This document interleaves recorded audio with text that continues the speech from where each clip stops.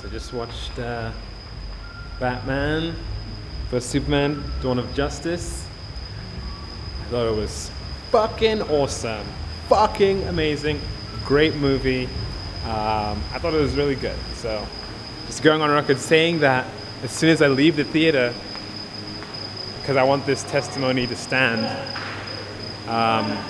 It was a really great film. I highly recommend you go see it, especially if you're a Batman fan. So yes, that is my verdict. Good night.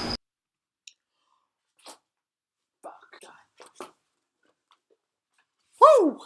What up, people? If you don't know me, my name is Tatenda Mbudzi. That means thank you, goat. I'm a comedian and filmmaker, and I just realized my eyes look bloodshot, but they're not. I'm gonna look at the camera now.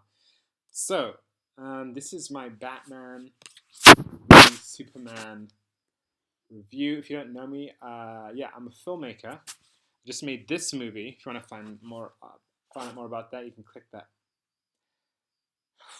You can click the link at the bottom of the thing. I also draw. I do stand-up comedy. I do a whole bunch of stuff.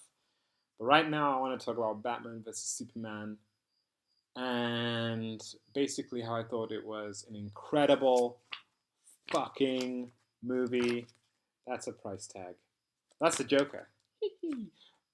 It was fucking amazing. Whoops. Amazing. It was so fucking good. And I went in, and I know there's been a lot of negative press about this movie. And I was thinking about this as I was going in. I'm like, how am I going to feel about this? I went in with very low expectations. I went in expecting to hate it. And then I thought to myself, when I was in film school, if you're going to watch a movie, you watch it. And if you're going to critique it, you need to watch it at least a second time.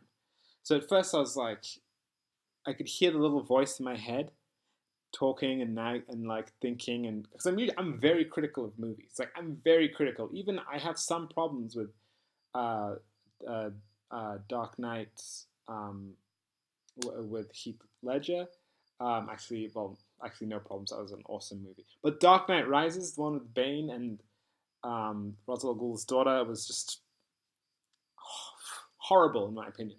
So I'm very critical, but there's something about that opening sequence where, and sorry, this is going to be filled with spoilers because it's an honest chat about this film, and I love comics, and I just wanted to just express how I feel about it. Um, for people who might be on the fence, thinking about maybe seeing this movie, but there are going to be spoilers in it. So anyway, I guess this whole review is just like a big I love you to Batman and Superman, who I fucking hated. I normally hate. I think Superman's a shitty hero. But anyway, I went in thinking, yeah, normally you watch a movie and then to critique it in film school where you have to watch it a second time properly. So I went in with that little voice, and then I saw that opening sequence where Batman goes through the whole process of losing his parents and has the bats surround him, and it sort of lifts him up. And from that moment, I was done, man. I was like, this is on some next level stuff for a number of reasons.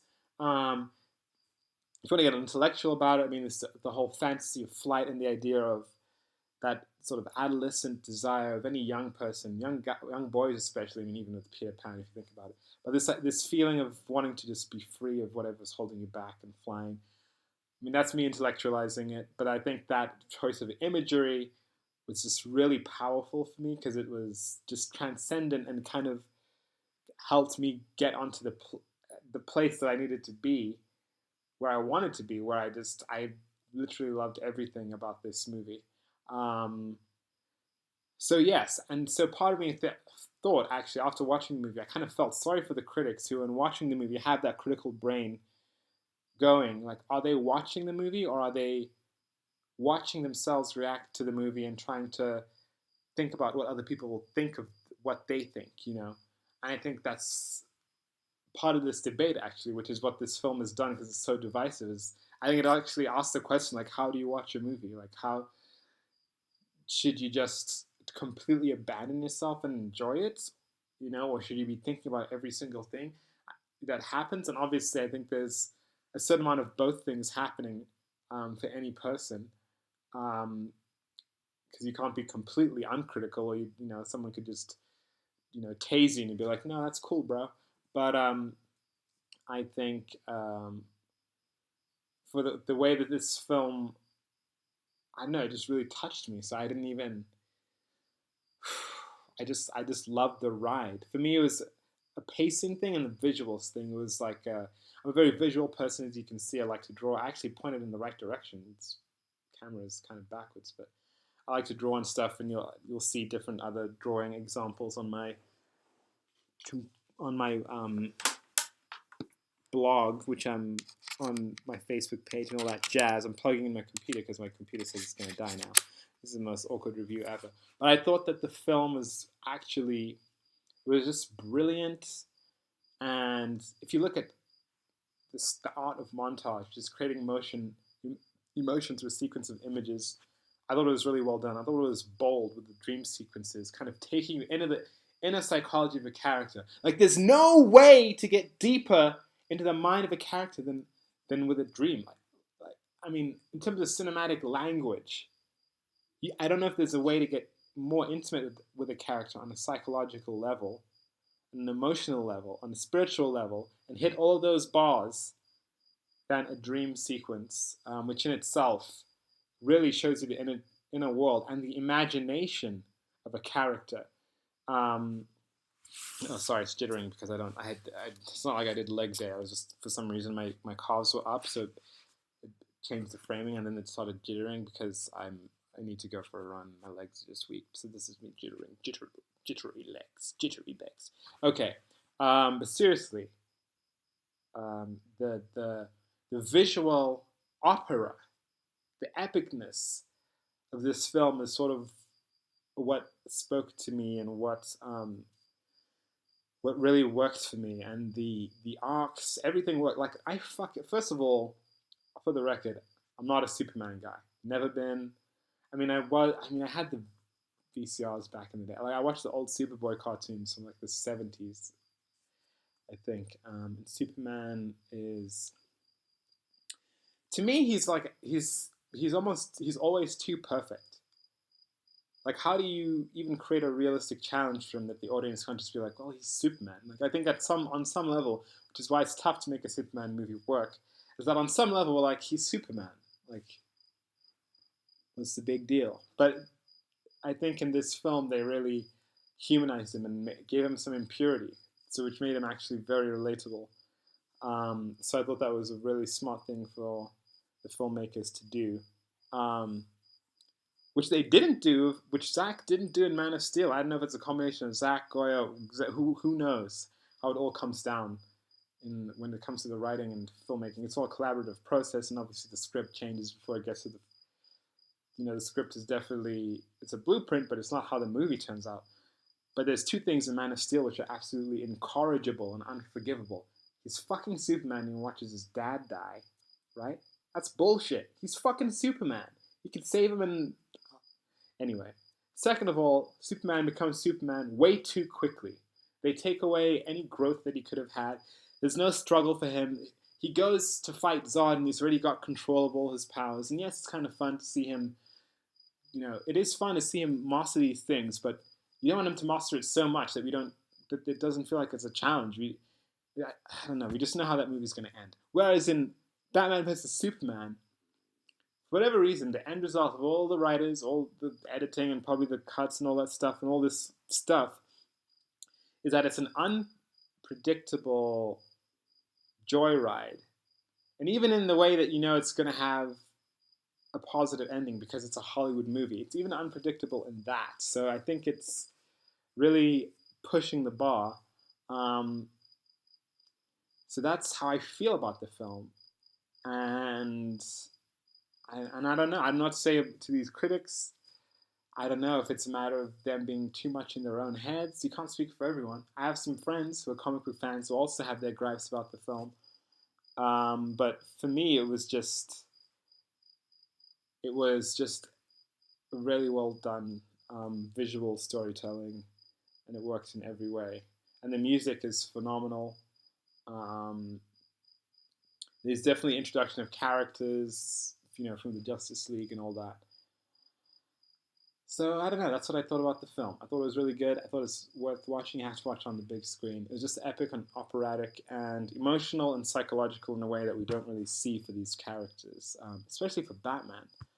Um, so that's how I feel about it. And yeah, it's by no means perfect. That's my brain speaking. But if I'm honest, from a deep down standpoint, that was a fucking great movie. Like I came home, and it was home alone. And it's pitch dark. I have to switch on all the lights and stuff. Well, the lights were on, and I was running around the backyard. I could have gotten mugged. I was just running around, singing the music. There may have been the Superman theme. Granted, okay, Man of Steel, best trailer I've seen in like 2 years. Film did not live up to it. Music lived up to it. Actually, the music's probably what held that film together. And the music in Batman vs Superman just takes things into a very just powerful and emotional place. So I think it's the most emotion that we've seen in Batman. You know, if you look at Nolan's Batman, I mean, he's a badass, and that's the fucking guy, right? I love what Christian Bale did with it, but I think we didn't feel the pulse. He may have been a little too restrained, and honestly, I don't think we saw enough of Bruce Wayne as a person, which I think Zack Snyder did almost in contrast to that Batman. Just gave him a lot of emotion, like the slow motion of the whole losing his parents, and then all of the feeling of losing his friends when Superman destroys the city, and the psychology. Like again, like I said, I think cinematically, a dream is just such a powerful tool, if it works within the context of the larger story, to create emotional, spatial, psychological, spiritual connection with a character. Because no matter what you believe in, everyone dreams, and when you dream, it's like anything is possible. It's your hopes and greatest fears. So um, I think it was very daring to show that this character, who's created by Bob Kane and Bill Finger, has an imagination. That's probably some of the best characterization of Batman I've seen on screen. Um, and it was, yeah, it's a different flavor. Like I can, Batman vs Superman was definitely way better than Dark Knight Rises, but I don't want to compare it to Heath Ledger Batman, The Dark Knight, because that's tricky. Like there's it's like different flavors. It's like vanilla from a frozen yogurt place, and then vanilla um, from like an ice cream place. There's just different. It's still vanilla, so it's still good flavor. If you like, I don't know. If you like vanilla, it's still good flavor, but it's different theories on how it comes together, different elemental makeups. So those are my thoughts on Batman versus Superman. I haven't really seen any African reviews on the film. Maybe I'm the only guy in Africa who actually really liked the movie enough to make a video about it and put it on YouTube. Um, I'm sure other people did like it. Um, ooh, but what I did find erroneous was there's a section where Superman rescues Lois Lane and they go to a place called Nairobi, Africa, and I'm like, come on, man, was that a typo? Were you going for the B, bro? Were you trying to say Nairobi, bro, or were you making up a whole new place? Dunno, but it's a little offensive. But anyway, that's just that was definitely a sad moment where I kind of chuckled, but I was still emotionally on the ride enough that I wasn't like, because normally when I see a blatant generalization of ethnicity, I'm like, okay, fuck this movie. But it was well put together, so I didn't feel that. I could kind of laugh at it. I mean, I guess it's kind of funny. But that also leads to the question of we need African superheroes, right? Like, why don't we have an African Justice League or an African Avengers? Why not? Well, who knows? Maybe that's what I'll be doing after I finish this movie if I ever get my. You can look it up. It's called Zimhai. You can't see the whole logo right now, but it's pretty cool. It's the first African teen movie ever. So who knows? I might do the first African superhero movie ever. That's actually like legit. there's definitely a bunch of hilarious like Nigerian versions. Um, but I guess it'll be it'll be the first African superhero movie that I would pay money in a cinema to see. That you would pay money in a cinema to see. That's the goal. Fuck shit out. Um, so yeah, those are my Batman versus Superman thoughts. I'm playing the sticky stuff. I'm gonna put it down. I'm not distracted. I keep forgetting to look at the green lights, so I've been kind of looking off screen at you, kind of like I'm Daredevil or something. That's okay. I got that Daredevil YouTube video vibe. Um, and I feel like I can make fun of Matt Murdock because yes, he's blind, but he's fucking amazing. I'll have to do a review on that. I have to just do a review of that fight scene, that stairway fight scene. Now I've deviated, but yeah, Batman vs Superman was amazing, and I'll probably do another video on it because it was that good. And this is 15 minutes long, so well, yeah. If you thought this was interesting, if you thought I had some interesting things to say, you disagree with me, comment, like. If you don't like it, um, screw you. It's okay. But yeah, that's basically what I wanted to say about Batman vs Superman.